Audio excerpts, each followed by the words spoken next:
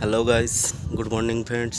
তো আজকে সকাল সকাল চলে এসেছি তোমাদের সঙ্গে একটা নতুন ব্লগ নিয়ে। তোমাদের নতুন ব্লগে তোমাদের সবাইকে স্বাগত জানাই। তো নদীর পাড়ে আমি এসেছি, মধ্যে এক জায়গায় যাব। তো ওটা হচ্ছে সারপ্রাইজ। তো তোমরা ভিডিওটা দেখতে থাকো, তাহলে বুঝতে পারবে সারপ্রাইজটা কী হচ্ছে। তো ভিডিওটা ফুল দেখলে তোমরা বুঝতে পারবে যে কী সারপ্রাইজ আসতে চলেছে। তো তোমরা কন্টিনিউ করতে থাকো। বেরোনোর পরে শুরু করতে পারিনি, তো কারণ যে খেয়াটা দেখছো এটা হচ্ছে টাইমলি ব্যাপার আছে, যার জন্য শুরু করতে পারিনি। খুব আঁকাবাঁকাতে সকাল থেকে বেরিয়েছি, তো বাড়িতে একটু দেরি হয়ে গেছে, তার কারণে আর বাড়ি থেকে মানে শুরু করতে পারিনি। তো ব্লগে সবসময় তোমাদের দিদিভাইকে দেখো, কিন্তু আজকের আমি বানাচ্ছি, কারণ তোমার দিদিভাই কোথায় আছে সেটা কারণটা বলবো না। তো দিদিভাই কোথায় আছে সেটা দেখাবো আজকে। তো চলো ভিডিওটা কন্টিনিউ করতে থাকো। তো আর একটা কথা, রাস্তায় যা যা দেখতে পাবো তোমাদের সঙ্গে সব কিছুই শেয়ার করব। তো যারা আমার ভিডিওতে নতুন দেখছো, তো প্লিজ চ্যানেলটাকে সাবস্ক্রাইব করে নিও। হ্যাঁ, আর পাশে দেখা বেল আইকনটা ক্লিকে নোটিফিকেশান অন করে দিও। খেয়া ছেড়ে দিয়েছে, আমরা ওই পারে, নদীর ওই পারেই যাবো, দেখতে পাচ্ছ।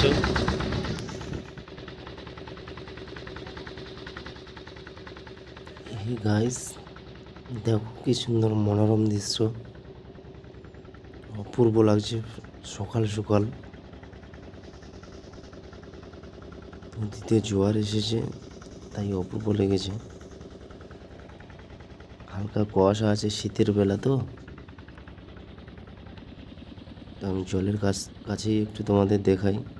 নদীর জল শীতের সময় ঢেউ নেই,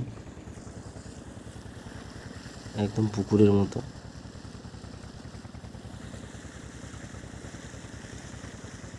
প্লিজ ভিডিওটা ফুল ওয়াচ করতে থাকো।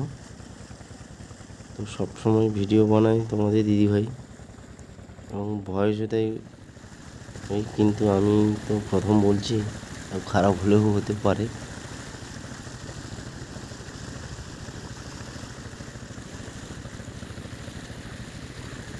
ওই যে পাড়টা দেখছো, ওই পাড়েই আমি যাব। তো গাইস দেখো ঘাটের অবস্থাটা কি। তো এই ঘাটের নিচ থেকেই আমি যাব। তো ঘাটটা তো ভেঙে গেছে, আর তোমরাই তো জানো যে নদীর এ কুল গড়ে ও কুল ভাঙে। তাই কি অবস্থা দেখো ঘাটটা।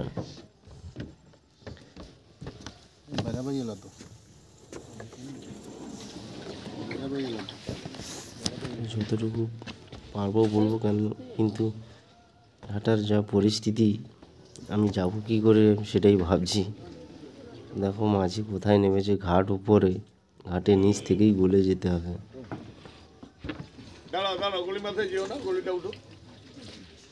এগুলো কী গাছ বলতে পারবে? তো যারা যারা জানো একটু কমেন্ট করে জানিও।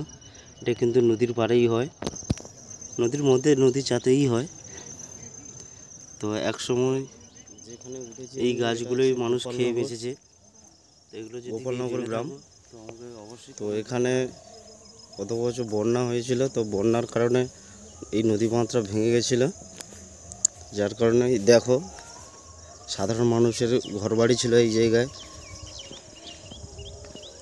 তো বাঁধটা ভেঙে গেছিলো, আবার রিপেয়ারিং হয়েছে। তো ওটা প্রচুর জনসাধারণের ক্ষতিও হয়েছিল, তো আপনারা দেখতেও পাচ্ছেন। তো নদী বাউন্ডারির মধ্যে দেখো কারেন্টের পোল ফোলও পড়ে আছে। তো মানুষের বসতি ছিল, যেহেতু কারেন্টের পোল ফোলও পড়ে আছে। নদীর ভিতরে গাছ ফাছ দেখেছেন, নদীর মধ্যেই তাল গাছ, নারকেল গাছ, সব কিছুই আছে। তো প্রশাসনের তরফ থেকে ভালোভাবে বাঁধটাকে আবার রিপেয়ারিং করেছে।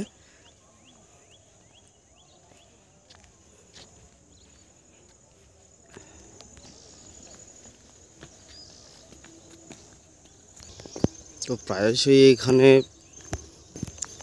বাঁধটা ভাঙে,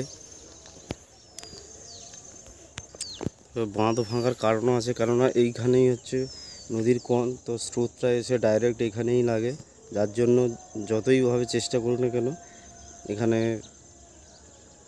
বাঁধগুলো ভেঙেই যায়। তো যার জন্য ওইটা ছিল আদি বাঁধ, তো দেখতেই পাচ্ছ। তো সরিয়ে নিয়ে এসে এখন বর্তমানে এই জায়গায় বাঁধ করেছে। তো এটা কতদিন টিকবে জানি না। তো ওখানে যে খুঁটিগুলো দেখছো না, তো ওই খুঁটিগুলোতে জাল কপিকল করে জাল বাঁধা আছে। তো জোয়ারের সময় ওই জালগুলো খাটিয়ে দেয়। রশ্মিটা এইখানেই বাঁধা আছে।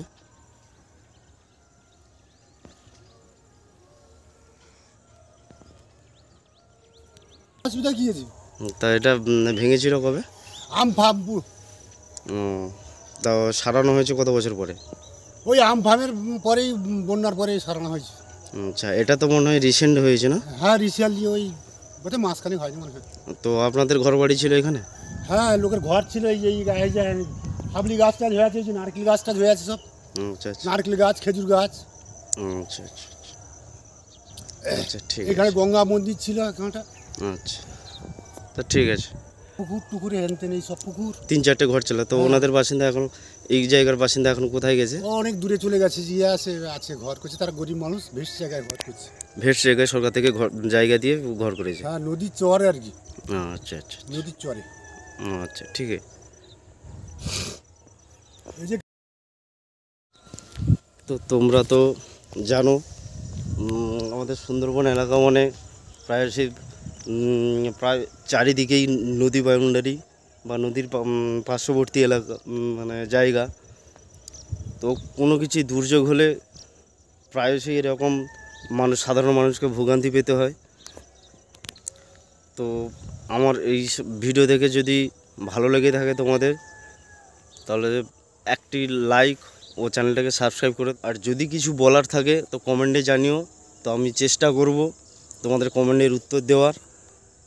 তো এই ভিডিওটা করার কারণ হলো, তো তোমাদের প্রথমেই বলেছি যে তোমাদের দিদিভাই কোথায় আছে সেটা সারপ্রাইজ দেবো বলে যাচ্ছি, যে কোথায় আছে সেটা দেখানোর জন্যে। তো যাওয়ার পথে এটা দেখতে পেলাম, তাই তোমাদের সামনে একটু তুলে ধরলাম যে পরিবেশ পরিস্থিতি আমাদের এখানে কেমন, বা কেমন মানুষ জীবনযাপন করলেন মানে করে।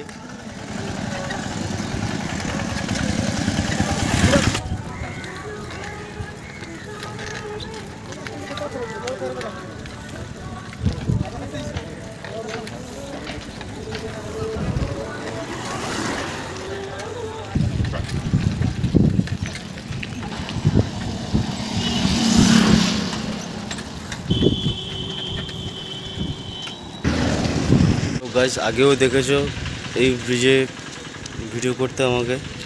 তো আজকের এসছি একটু নিজে একাই এসছি। তো আজকেরও দেখানোর সুযোগ পেয়েছি, ভালো করে দেখানোর সুযোগ পেয়েছি। তো এটা কোন জায়গার ব্রিজ একটু প্লিজ যারা চেনো তো কমেন্টে জানাবে। আমি তোমাদের দেখাচ্ছি। এই মুহূর্তে নদীতে জোয়ার এসছে। তো তবুও ব্রিজটা উঁচু কতটা তোমাদের একটু দেখাচ্ছি আমি। তো দেখো অনেকটাই নিচু।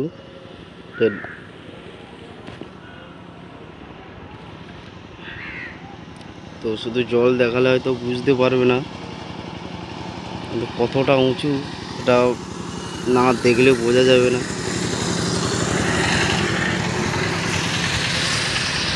তো কমেন্টে জানিও এটা কোন জায়গার ব্রিজ।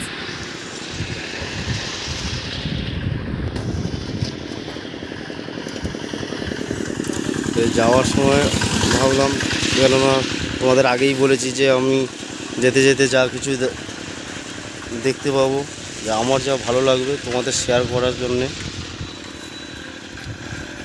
তো তাই এটা দেখাচ্ছি, তোমাদের শেয়ার করছি। তো কমেন্টে প্লিজ জানিও। তো তোমাদের একটা কমেন্ট আর একটা লাইক আমার যথেষ্ট ভিডিও করার জন্যে একটু মানে উদ্বৃত্ত বাড়াবে। তো যাতে আমি আরও পরবর্তীকালে আরও ভালো ভালো ভিডিও দিতে পারি। তার জন্য আমাকে একটু সাপোর্ট করো তোমরা। তো সকাল 6টার সময়, তো তোমাদের দেখাতে দেখাতে এখন প্রায় 8টা-9টা বাজতে চললো। তো তো এখনও অনেক অনেক রাস্তা বাকি, কেননা আমার বাহন জানো তো, এই হচ্ছে আমার বাহন, এর ঘাড়ে চড়েই আমি যাচ্ছি, ঠিক আছে। তো একটু সময় লাগবে, তো আর ধরো 40 মিনিট 45 মিনিট তো লাগবে। তোমাদের তো আর 40-45 মিনিট আমি দেখাতে পারবো না, তো তাই চলো একদম ওখানেই গিয়ে ঢোকার মুহূর্তেই ভিডিওটা করছি, কেননা অনেক দেরি হয়ে গেছে, আমাকে যেতে হবে, আরও অনেক অনেক সাইকেল চালাতে হবে। তো চলো কন্টিনিউ করতে থাকো।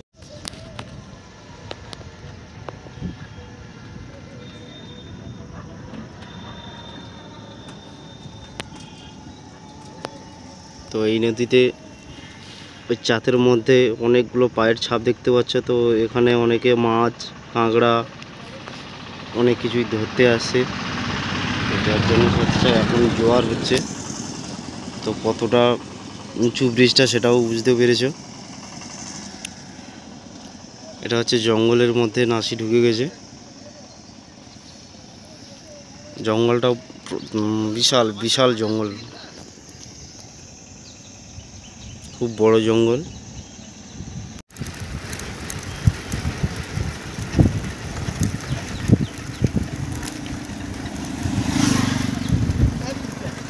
তো ব্রিজের নিচে এগুলো সব বসার জায়গা করা আছে।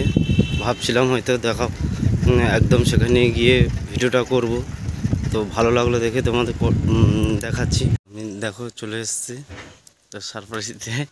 তো দেখো সারপ্রাইজটা কি, দেখো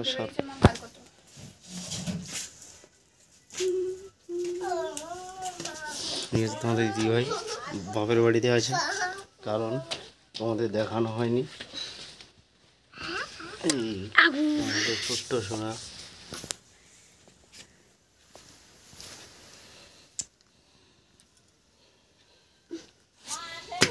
তো হসপিটাল থেকে আসার সময় বাড়ি নিয়ে যাবো ভাবছিলাম, কিন্তু বাড়িতে নিয়ে যেতে পারিনি, তো তার কারণে বাপের বাড়িতে রেখে গেছি। তো আমি আবার আসলাম, কাগজপত্র কিছু দরকার ছিল, তো ঘুমিয়ে পড়েছে ও। তুমি কিছু বলে দাও।